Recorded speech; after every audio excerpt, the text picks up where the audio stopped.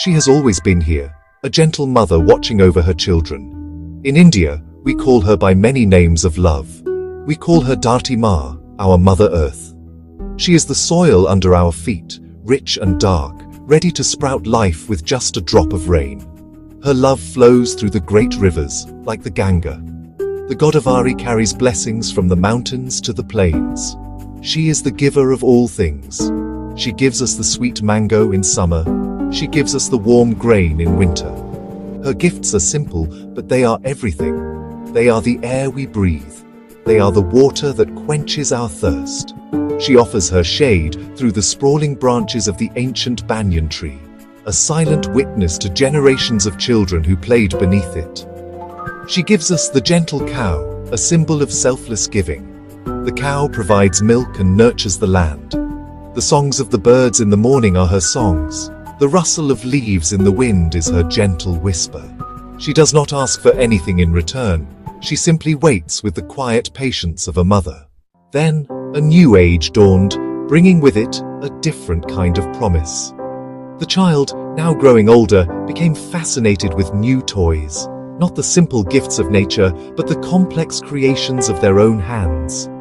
Great machines arrived, roaring with a power that seemed to dwarf the quiet strength of the earth.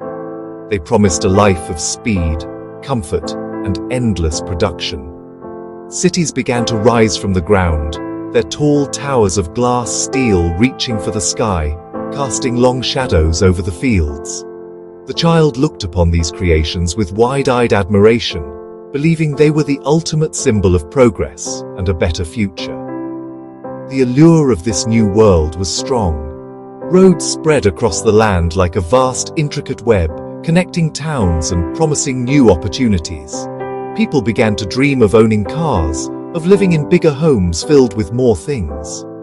The steady, quiet life of the village seemed slow and old-fashioned compared to the bright lights and fast pace of the city. Jobs in factories and offices drew the children away from the farms. Machines made tasks easy, from grinding grain to traveling long distances. The mother, Dharti Ma, began to feel a deep and searing pain. It was a sorrow that a mother feels when her child becomes careless and distant.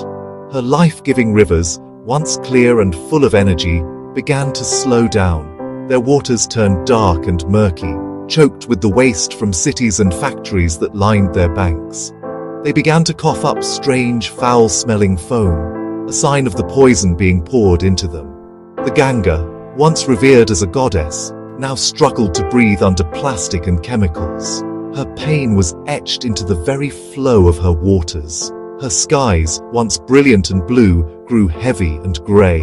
A thick haze of smoke and dust began to hang over the cities, a persistent shroud that blocked the warmth of the sun. The clean air that once filled the child's lungs became thick with pollutants, hard to breathe. The trees, her green lungs, wept as they were cut down in vast numbers. For wider highways, larger factories, sprawling housing, with each fallen tree, her power to heal was lost, and the birds grew silent. The small farmer, trusting the seasons, now looked to the sky with worry. The rains came late or not at all. Then, all at once, the soil, fed harsh chemicals too long, grew tired. This is not just a story of pain, it is a story of love. A mother's love is patient, but it is not silent forever. When the child is reckless, her voice becomes firm, out of protection. Mother Earth, Dharti Ma, speaks now with a firmness we cannot ignore, through heat waves, floods and droughts. These are not random acts of cruelty.